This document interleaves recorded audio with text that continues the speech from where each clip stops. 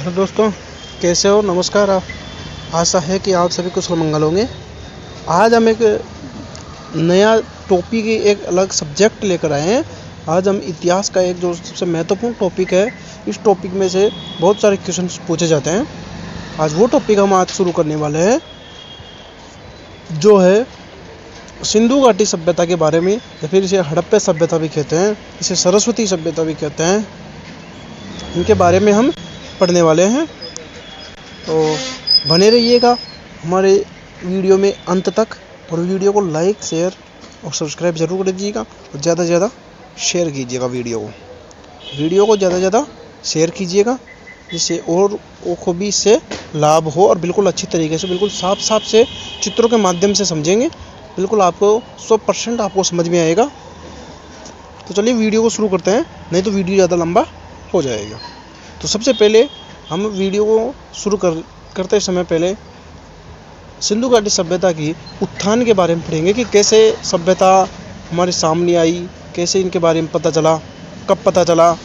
इनके बारे में पहले सामान्य परिचय देख लेते हैं। तो सबसे पहले इसका सामान्य परिचय जो आ जाता है, सामान्य परिचय और कालक्रम की बात करेंगे। सामान्य परिचय और कालक्रम की बात करेंगे। अब इसमें क्या बात है कि जो समय सीमा कितनी है, कि यह कब और कैसे पता चलता है कि कितना पुराना है। देखो, एक पद्धति आती है जिसे C14 के नाम से जानी जाती है। इस पद्धति से ये पता चलता है कि यह कोई भी वस्तु कितनी पुरानी है, इसके पद्धति के अनुसार, C14 के अनुसार, ठीक है, इसके अनुसार हमें पता चलती है।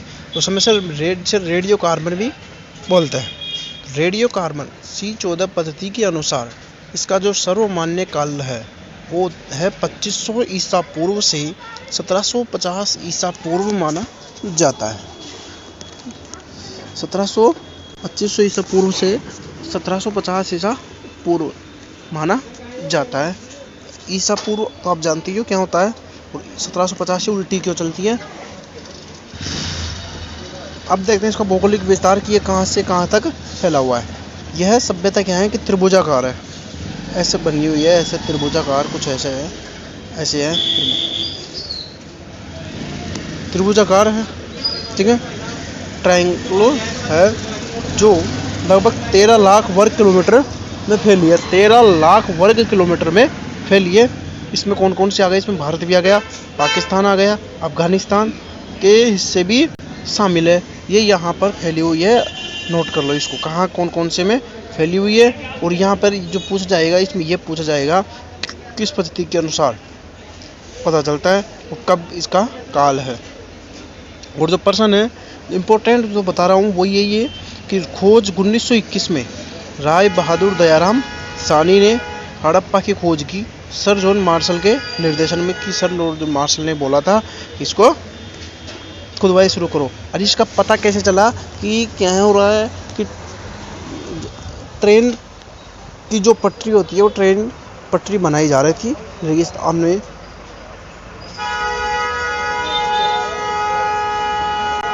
उस तरफ बनाई जा रही थी। उस तरफ क्या है कि एक टीला बीच में आ रहा था ट्रेन की पटरी पे।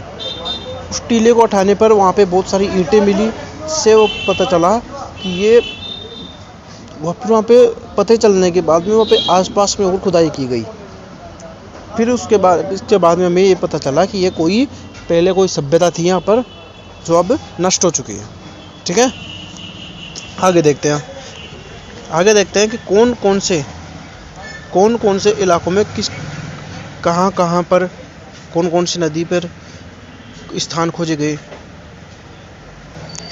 अभी कौन होता है कि यहाँ से अक्सर क्या है कि सवाल पूछे जाते हैं।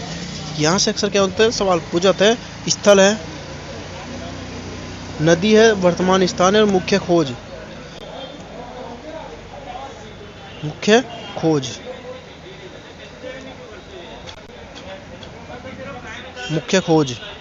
देखो, हड़प्पा सभ्यता है वो कौन सी नदी पर है? रावी नदी पर। कौन सी नदी पर? रावी नदी पर, जो कहाँ पर है?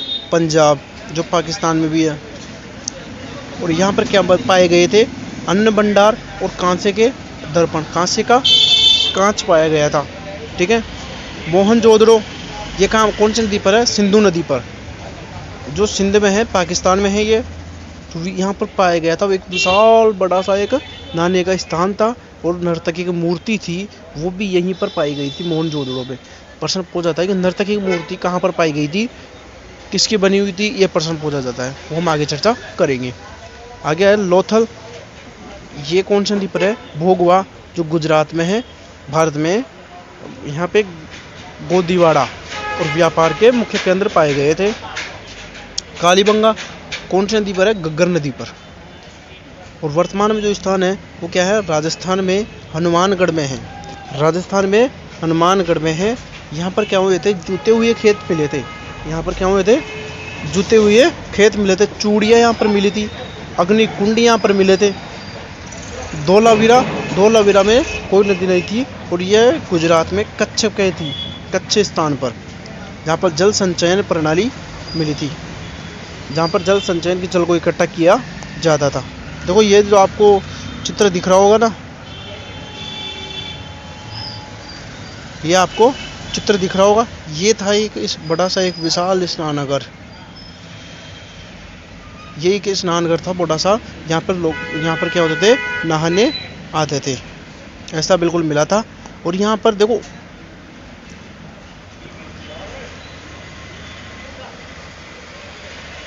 एक नीचे लेप भी किया जाता था जिससे पानी नहीं रिस सके। यहाँ पे ईंट का प्रयोग हुआ है, पकी हुई ईंटों का। आगे देखते हैं। अब हम बात करते हैं इसके नगर नियोजन की, कि कैसे नगर की व्यवस्था थी, कैसे क्या थी। किसकी बात करेंगे? नगर नियोजन की। इसमें पहली आती है ग्रिड पद्धति। अब ग्रिड पद्धति क्या होती है कि हड़प्पा के शहरों का नक्शा एक शतरंज के बोर्ड के जैसा था। शतरंज के बोर्ड के जैसा, तो शतरंज का बोर्ड आता है ना, ऐसा बिल्कुल ऐसा था।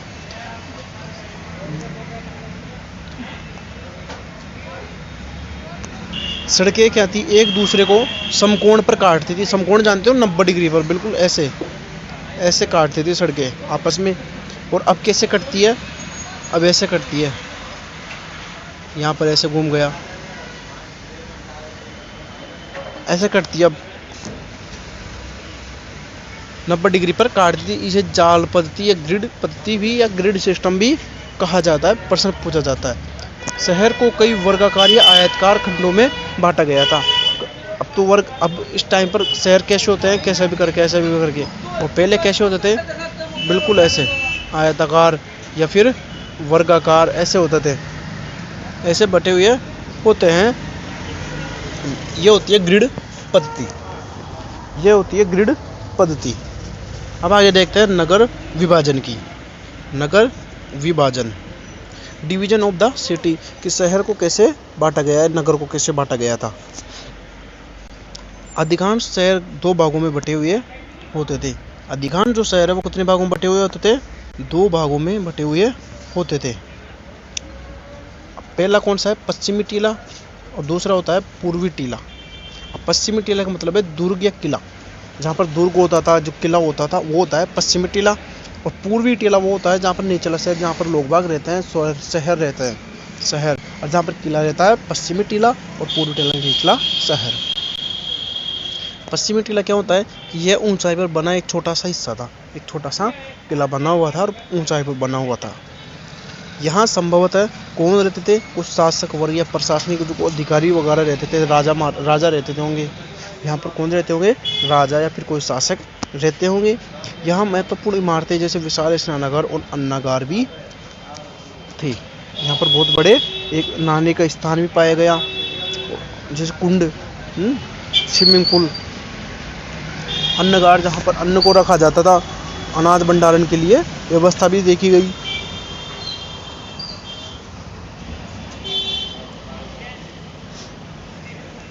और पूर्वी टीला जो निचला शहर होता था, यह निचले स्तर पर बड़ा हिस्सा होता था। ये बहुत बड़े भाग में फैला हुआ होता था।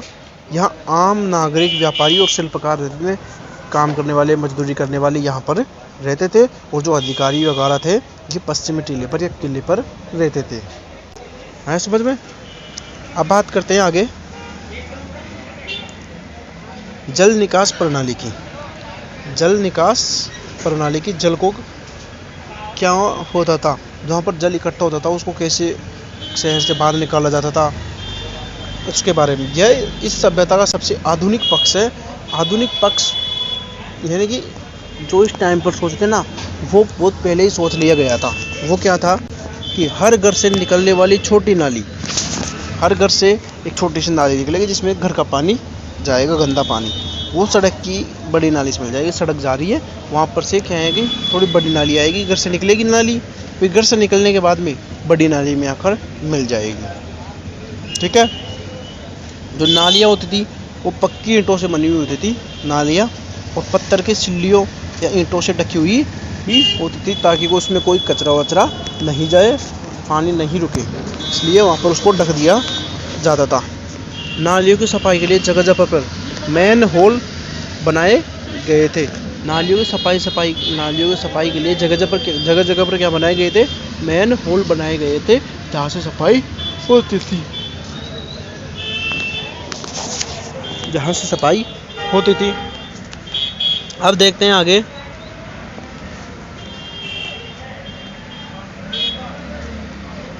भवनों की बनावट, जो मकान होते थे वो किस तरह बने हुए होते थे।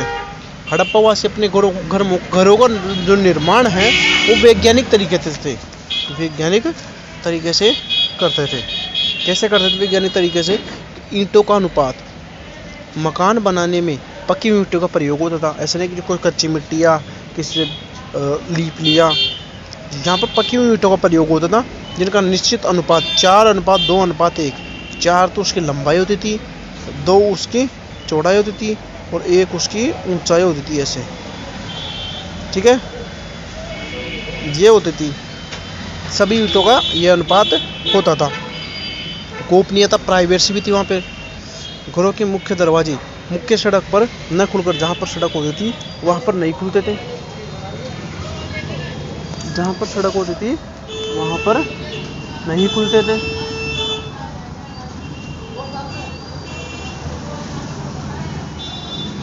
जहाँ पर सड़क होती थी वो वहाँ पर नहीं खुलते थे, वो गलियों में खुलते थे, लोथल को छोड़कर, है ना, लोथल जो स्थान है उसको छोड़कर।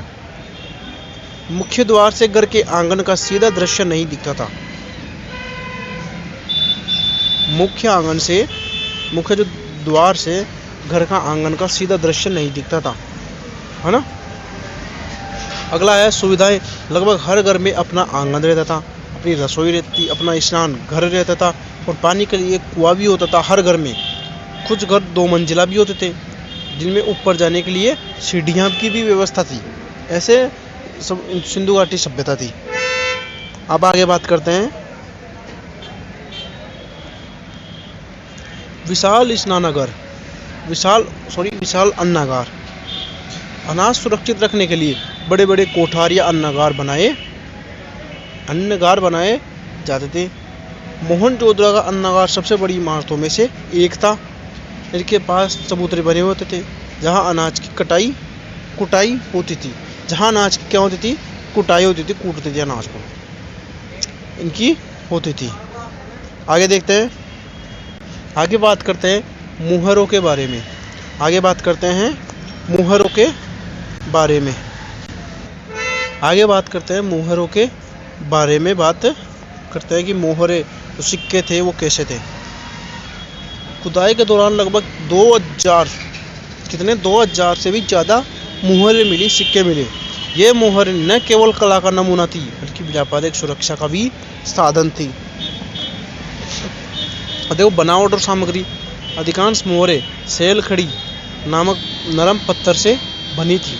एक पत्थर होता था जैसे सेल खड़ी, तो बिल्कुल नरम पत्थर होता था, उससे बनी हुई थी।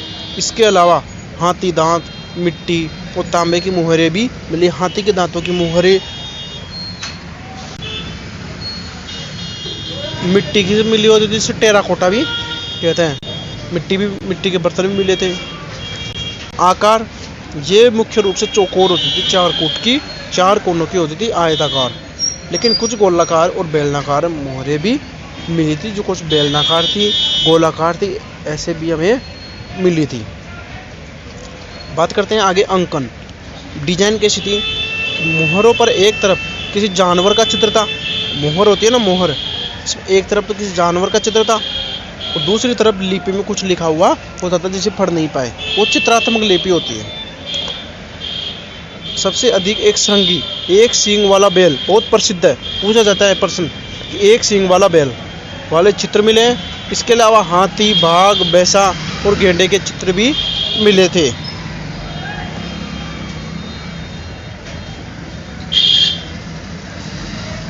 आगे देखते हैं पशुपति शिव की मोहर। मोहनजोदड़ो में एक प्रसिद्ध मोहर मिली है जिसे पशुपति माना जाता है, इसे शिव माना जाता है। इसमें एक योगी की आकृति है। कैसी आकृति है? योगी की आकृति है। इसके चारों ओर हाथी,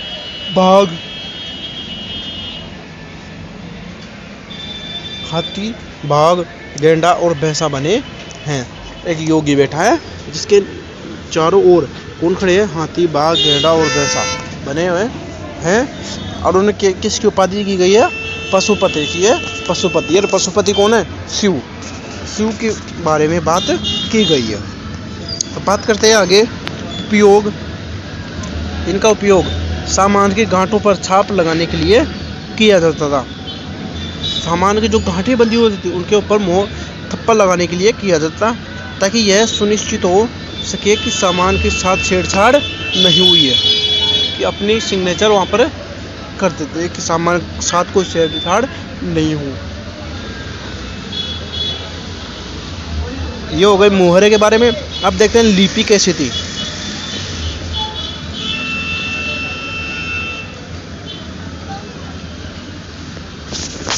अब बात करते हैं लिपि के बारे में। हड़प्पावासी लिखना जानते थे, लेकिन उनकी लिपि आज भी एक रहस्य बनी हुई कि आज भी उस लिपि को कोई पढ़ नहीं पाया है। ऐसी वो लिपि थी जिसे आज तक कोई पढ़ नहीं पाया है। क्यों नहीं पढ़ पाया है? क्योंकि यह लिपि थी जो क्या थी? एक चित्रात्मक लिपि थी। क्या थी? चित्रात्मक लिपि थी। ये क्या है? देखो, भाव चित्रात्मक। यह लिपि अक्षरों के बजाय चित्रों और प्रतीकों पर आधारित थी। इसमें लगभग 400 से 600 के बीच चिन्ह मिले हैं। चित्रात्मक लिपि में 400 और 600 के बीच चिन्ह मिले हैं, जिसे हम कैसे पढ़ सकें ये बताओ। लिखने का तरीका कैसा था कि यह लिपि दाएं से बाएं लिखी जाती है और हम लिखते हैं बाएं से दाएं की तरफ, और वो लिखी होती थी इधर से और हम लिखते हैं इधर से। यदि लेख एक से अधिक पंक्तियों का होता था तो पहली पंक्ति दाएं से बाएं और दूसरी पंक्ति बाएं से दाएं लिखी जाती थी। अगर पहली पंक्ति होती तो ऐसे बिल्कुल ऐसे लिखते हैं, और फिर इससे आगे लिखती थी ऐसे करके, फिर ऐसे करते हैं, ऐसे लिखते जाते थे वो।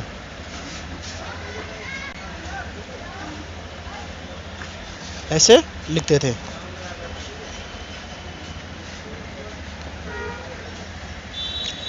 इसे गोमुद्रिका पद्धति भी कैसे, इसे क्या कहते हैं? गोमुद्रिका पद्धति भी कहते हैं। अपठित रहस्य, जो पढ़ा ही नहीं जा सका। इस लिपि को आज तक कोई पढ़ नहीं सका। यही कारण है कि हम सिंधु सभ्यता के बारे में केवल पुरातात्विक साक्ष्यों, ईंटों, बर्तनों, मोहरों पर ही निर्भर है। वहाँ जो कुछ लिखा हुआ है उसको हम आज तक नहीं पढ़ पाए हैं कि क्या लिखा हुआ है। अगर उन्हें पढ़ा जाए तो क्या पता किसी रहस्य के बारे में पता चल जाए, किसी राज के बारे में पता चल जाए। उनके साहित्य पर निर्भर नहीं है, उनके मोहरे पर, इनके ऊपर ही हम निर्भर है। अगला है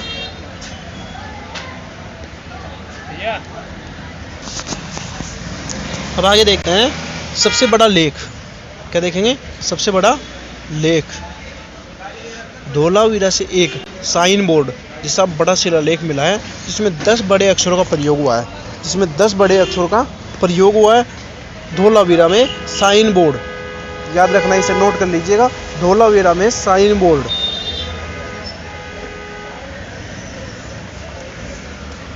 अब देखते हैं आगे।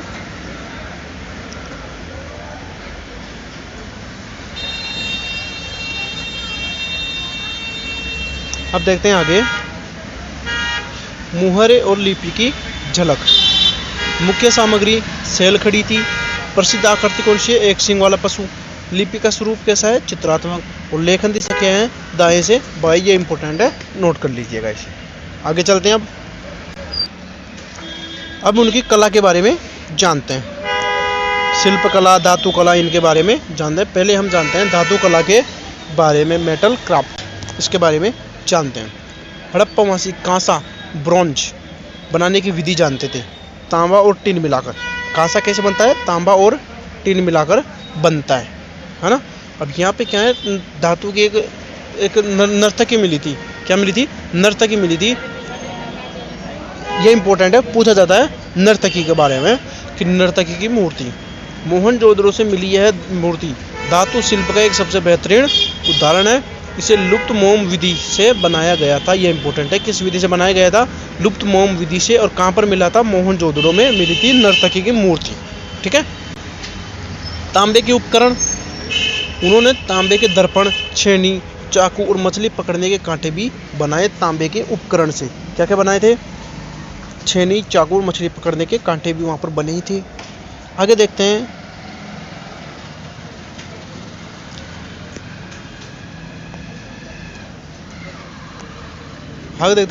मृण मूर्तियाँ, टेराकोटा फिगुरनेस।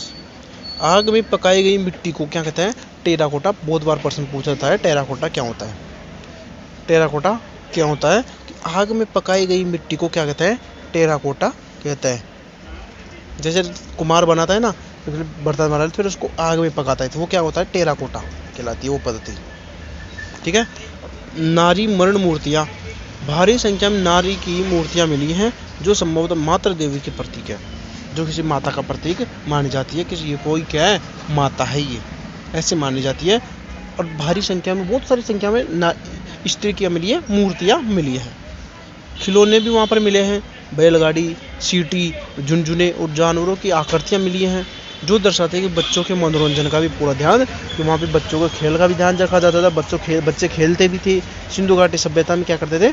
बच्चे खेलते भी थे, कि बच्चे कैसे क्या खेलते हैं। बच्चे खिलौनों से भी खेलते हैं। और आगे देखते हैं।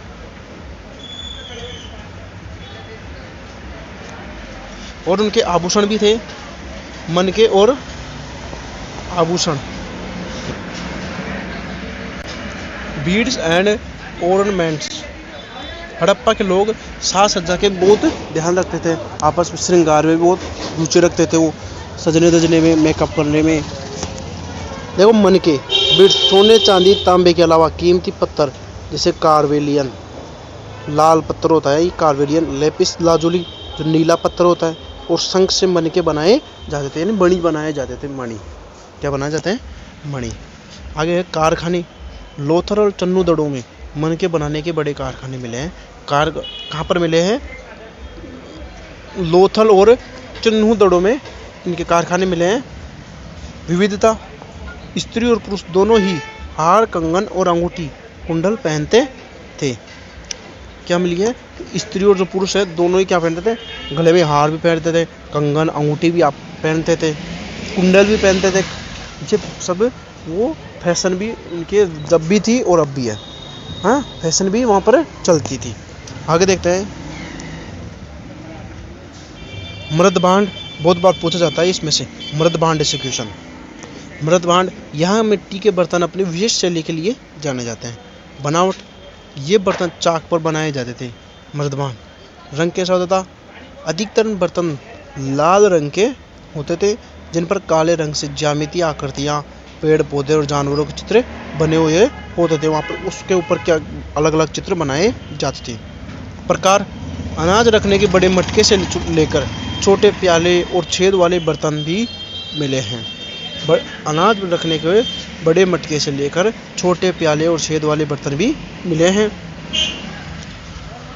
और आगे देखते हैं, नोट करते चलिएगा साथ के साथ। पत्थर की मूर्तियां भी वहाँ पर मिली हैं। स्टोन स्टेटस, धातु और मिट्टी के अलावा पत्थर की तराशों में भी वे माहिर थे, कि वो पत्थर से भी क्या होते थे? मूर्ति बना देते थे। एक मूर्ति मिली है जो कौन सी है? ढाडी वाले पुजारी की। मोहनजोदड़ो से सफ़ेद पत्थर की एक मूर्ति मिली है। इसे अलंकृत सोल ओढ़ी हुई है। इसे नक्काशी बहुत ही बारीक है आपको स्क्रीन पर दिख रही होगी। ये मूर्ति ये मूर्ति मिली थी जो ऐसे रखी हुई है और ढाडी इनकी ये बनी हुई है, ऐसी मूर्ति मिली थी। ठीक है, ऐसी मूर्ति मिली थी। कहाँ पर मिली थी? मोहनजोदड़ो में मिली थी। अब आगे बात कर, हमने पढ़ लिया है इसके बारे में। अब जो ये सभ्यता थी, इतनी अस्तित्व थी, सभ्यता थी, आपस में सब कुछ मिलजुल कर रहते थे लोग आपस में। और ये एक बात और, ये वस्तु विनिमय करते थे कि वस्तु आपस में लेन देन करते थे। अब ये सब हो गया। अब इनके बारे में देखेंगे। ये हस्ती खेलती जो सभ्यता थी, ये गई कैसे, कहाँ गई?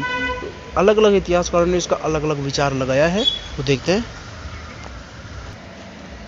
अलग अलग इतिहासकारों ने अलग अलग अपने विचार दिए हैं कि प्राकृतिक आपदाएं, यदि जैसे कोई बाढ़ आ गई, बाढ़ आने पर सिंधु नदी में क्या हो गया, बार बार आने वाली भीषण जो बाढ़ है वो शहरों को नष्ट कर दिए। और मोहनजोदड़ो खुदाई में 7 बार बाढ़ आने और शहर को दोबारा बसने के संकेत भी हमें मिले, कि इसलिए क्या माना जाता है कि बाढ़ से शायद सिंधु घाटी सभ्यता नष्ट हो गई है। नदियों का मार्ग बदलना, कुछ विद्वानों का मत है कि सिंधु या घग्गर जैसी नदियों ने अपना रास्ता बदल लिया हो, जिससे उपजाऊ जमीन क्या हो गई, सूख गई और लोग यहाँ से चले गए। दूसरा है जलवायु परिवर्तन। जलवायु परिवर्तन को किसका कारण माना जाता है? क्यों? अत्यधिक शुष्कता। इतिहासकार है ओरल स्टीन के अनुसार धीरे धीरे क्या हो गई, वर्षा कम होने लगी, रेगिस्तान चारों ओर फैलने लगा। और रेगिस्तान फैलने के बाद में क्या हुआ, गर्मी पड़ने लगी बहुत जोर की, इससे खेती प्रभावित हुई और अनाज की कमी हो गई। लोग यहाँ से मर गए या फिर यहाँ से चले गए। आगे है पारिस्थितिकी असंतुलन। ईंधन के लिए जंगलों की अत्यधिक कटाई हुई और ईंटें पकाने के कारण पर्यावरण का संतुलन बिगड़ गया।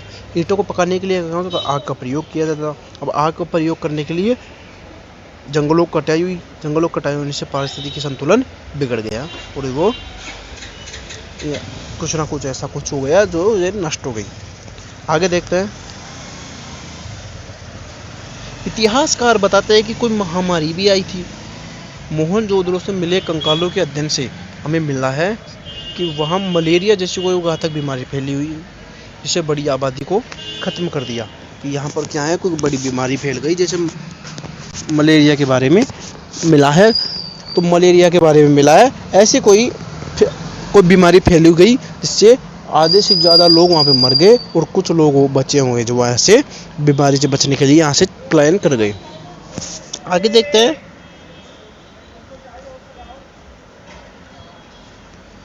इतिहासकार मानते हैं कि कोई आक्रमण हो गया हो जिससे इन्हें बन गया हो। अब आ गया व्हीलर और गॉर्डन चाइल्ड जैसे विद्वानों का तर्क है कि मध्य एशिया से आए आर्यों ने इस सभ्यता पर क्या कर दिया, हमला कर दिया। इस सभ्यता पर क्या कर दिया था, हमला। किसने किया था? आर्यों ने। मध्य एशिया से आए हुए थे जो आर्यों ने इस पर हमला कर दिया और उस कारण यहाँ बंदी बना लिया या फिर इन्हें मार दिया। इससे यह सभ्यता क्या हो गई, नष्ट हो गई। साक्ष्य के तौर पर वे मोहनजोदड़ो की गलियों में मिले बिखरे हुए कंकालों को का हवाला देते हुए जिन पर चोट के निशान थे। हालांकि आधुनिक शोधकर्ता इस सिद्धांत को पूरी तरह सही नहीं मानते। ये सिद्धांत पूरी तरह सही नहीं मानते हैं, इसको सही नहीं मानते हैं। आगे देखते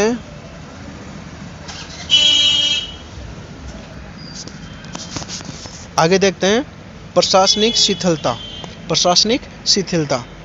सभ्यता के अंतिम चरणों में नगर नियोजन क्या हो गया, बिगड़ने लगा। नालियाँ जाम होने लगी थी और नई ईंटों की गुणवत्ता भी खराब हो गई थी। इससे संकेत मिलता है कि केंद्रीय शासन क्या हो गया, कमजोर हो गया और इससे यह सभ्यता क्या हो गई, नष्ट हो गई। अब देखते हैं मेन जो कारण है क्या क्या थे। कारणों के ऊपर वापस रिवीजन करते हैं। बाढ़ आना, सर जॉन मार्शल और एस.आर. राव ने ये सब बोला था कि कोई बाढ़ के कारण ये सभ्यता क्या हो गई, नष्ट हो गई। मोर्टिमर व्हीलर ने क्या बोला, कोई बाह्य आक्रमण हो गया। जो कौन थे, आर्य। ओरल स्टीन और अमलानंद घोष ने क्या कहा कि जलवायु परिवर्तन के कारण ये सभ्यता क्या हो गई, नष्ट हो गई। M.R. साहनी ने क्या कहा, भूतात्विक परिवर्तन हो गया, उसमें क्या हो गया, भूगोल में परिवर्तन हो गया, इसके कारण ये सभ्यता क्या हो गई, नष्ट हो गई। K.A.R. कैनेडी ने क्या कहा, कोई मलेरिया जैसी कोई बीमारी फैल गई, इसके कारण क्या हो गई, ये सभ्यता नष्ट हो गई। तो आपको आशा है कि आपको समझ में आई होगी। बिल्कुल आप इसे नोट कर लीजिएगा और वीडियो को ज़्यादा से ज़्यादा शेयर कर दीजिएगा, और लाइक सब्सक्राइब जरूर कीजिएगा। आशा है कि आपको ये वीडियो पसंद आएगा। मिलेंगे एक और फिर नई वीडियो के साथ, तब तक के लिए आप पढ़िए कल एक नए टॉपिक के साथ, और शेयर करिए जाइएगा और कमेंट बताइए जाइए कैसा लगा। अगर समझ में नहीं आया तो मैं बार बार बोलता हूँ कि हम वापस आपको समझाएंगे, इससे भी और अच्छे तरीके से आप बताएं बस कि कमेंट में कि आया कि नहीं आया समझ में, और इनके नोट कर लीजिएगा। ठीक है, आज के लिए इतना ही।